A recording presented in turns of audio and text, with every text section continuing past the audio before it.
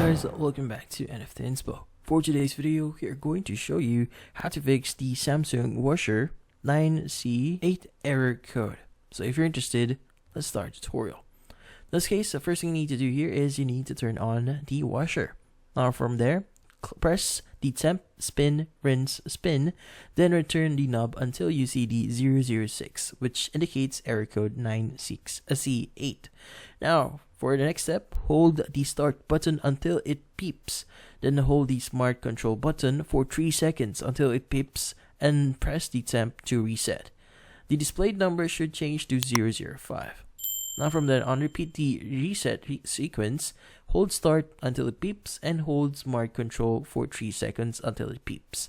Then press temp. The displayed number should now be changed to 004.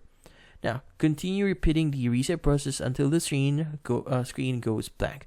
This may need to be repeated approximately 10 times.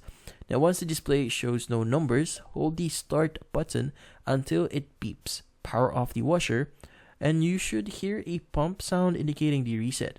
Power it back on, and you're good to go. And that's about it. So hopefully this video was able to help you. Like and subscribe to NFT Inspo. Thank you for watching.